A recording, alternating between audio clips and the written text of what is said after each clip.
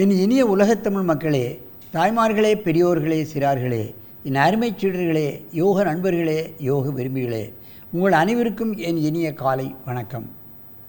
கலைஞர் தொலைக்காட்சி நிகழ்ச்சியில் நலமுடன் வாழ என்னும் பிரிவில் யோகாசனத்திற்கு அதிகாலை வேளையில் மிக முக்கியத்துவம் கொடுக்கப்பட்டிருக்கிறது. இந்த நிகழ்ச்சி வெகு காலமாக நடத்தப்பட்டு வருகிறது. உலக மக்களெல்லாம் பார்க்கிறார்கள். மொழி தெரியுமோ தெரியாதோ பார்க்கிறார்கள், பழகுகிறார்கள். அதனை செய்து தங்களுக்கு ஏற்பட்டிருக்கின்ற பிரச்சனைகளை நீக்கிக் கொள்கிறார்கள், தொடர்பு கொள்கிறார்கள்.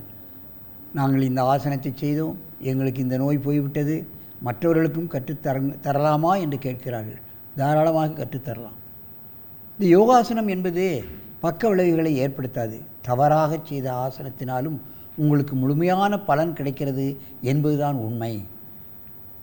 ஒரு கருத்தை மட்டும் நாம் உள்வாங்கிக் கொள்ள வேண்டும்.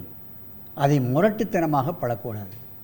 நமது உடல் வளையும் தன்மைக்கு ஏற்ப ஆசனங்களை செய்து கொண்டே இருக்க வேண்டும். அந்த நிலைக்கு இருந்தாலே போதும், உங்களுக்கு பலன் கிடைத்துவிடும். முழுமைப்படுத்துவது என்பது போக போக அது முழுமைப்படுத்தலாம்.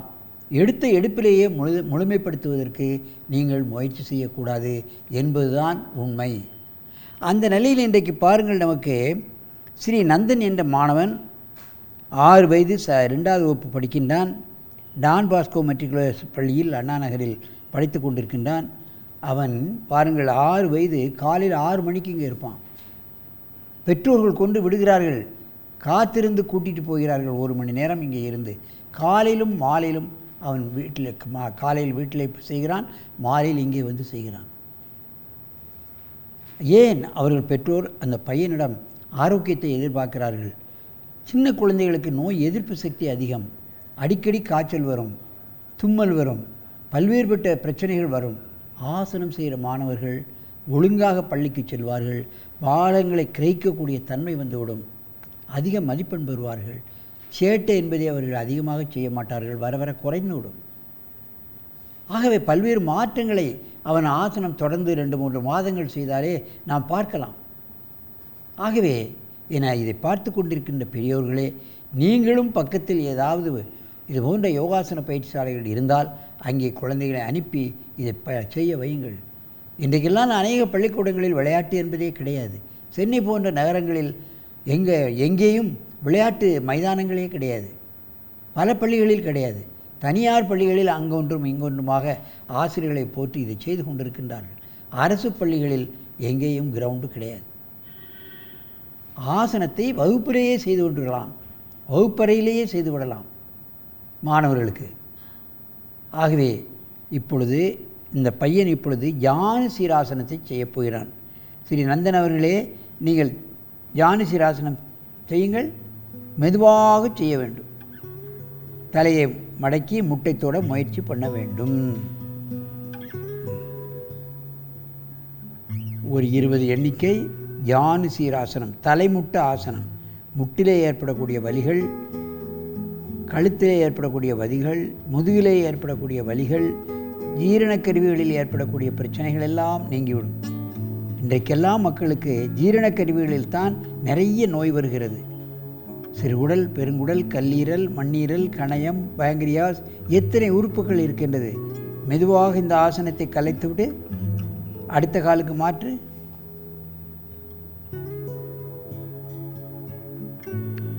தலையை முட்டத்தோட முயற்சி.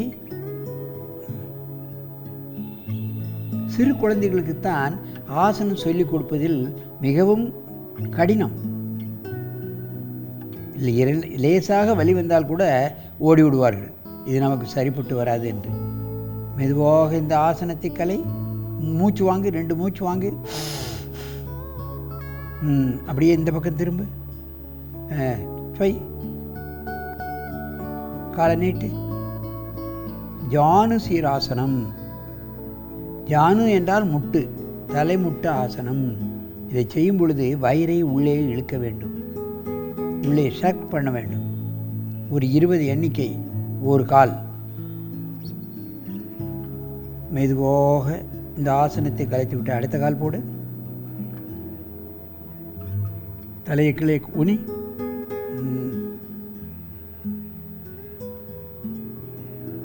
இவைகளெல்லாம் சின்ன சின்ன ஆசனம்.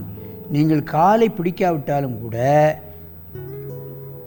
பாதத்தை பிடிக்க முடியாவிட்டாலும் கூட, முடிந்த அளவு காலை பிடிக்கலாம். பிடித்து இந்த ஆசனத்துக்கு முயற்சி செய்தாலே உங்களுக்கு முழு பலன் கிடைத்துவிடும் என்பதுதான் உண்மை. மெதுவாக இந்த ஆசனத்துக்களை நன்றாக மூச்சு இழு. அந்த பக்கமாக திரும்பு.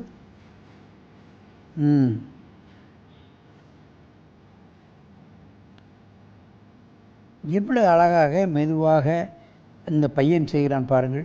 6 வயது பையன் இவ்வளவு அழகாக செய்வது என்பது மிக அற்புதம். மெதுவாக இந்த ஆசனத்தை கலைத்து விட்டு அடுத்த காலை பண்ணு.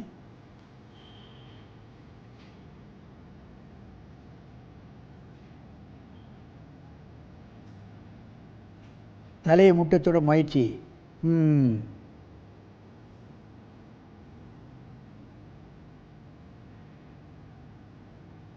மெதுவாக இந்த ஆசனத்தை கலைத்து விடு. மூச்சுடு. அப்படியே திரும்ப பத்மாசனத்தில் உட்காரு.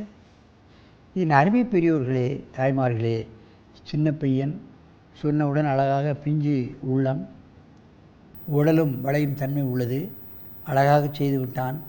எனக்கு வயதோ பெரிதாக இருக்கிறது, முதுகெலும்பு வளையாது, வயிறு குனிய விடாது என்றெல்லாம் நீங்கள் கருத வேண்டாம். உங்கள் உடல் எந்த அளவுக்கு வளைய முடியுமோ அந்த அளவுக்கு வளைந்தாலே நிச்சயமாக உங்களுக்கு முழு பலனும் கிடைக்கும். எத்தனை வியாதிகளுக்குத்தான் நாம் செல்வது டாக்டரிடம்? சிறு குழந்தைகளுக்கு உடல்நல குறைவு ஏற்பட்டுவிட்டால் அந்த குடும்பமே ஆஸ்பத்திரிக்கு வரும் போகும். அவங்களும் வேலைக்கு லீவ் போட்டு விடுவார்கள். பள்ளிக்கூடத்துக்கு போவதும் இவனுக்கு அரிதாகிவிடும். ஆகவே குழந்தைகளுக்கு நோய் வருவதற்கு நாம் ஒரு காரண காரியமாக இருக்கக்கூடாது. ஒரு காலையில் 10 நிமிடம், மாலையில் 10 நிமிடம் நாமளே கீழே உட்கார்ந்து கொண்டு அந்த ஆசனங்களை பார்த்து செய்ய சொல்ல வேண்டும். பயிற்சியாளர்களை கூட்டி செல்ல வேண்டும். அப்படி அவர்கள் செய்ய ஆரம்பித்து விட்டால் நோய் என்பதே அவர்களை அண்டாது என்பதை நீங்கள் தெரிந்து கொள்ள வேண்டும். ஆகவே இது போன்ற ஆசனங்களை மாணவர்களுக்கு கற்றுக் கொடுத்து என்றும் இளமையாக, ஆரோக்கியமாக, நோயின்றி வாழ்வதற்கு நீங்கள் வழிகாண வேண்டும் என்று கேட்டு உங்களிடமிருந்து விடைபெறுவது ஆசனம் ஆண்டியப்பன். வணக்கம்.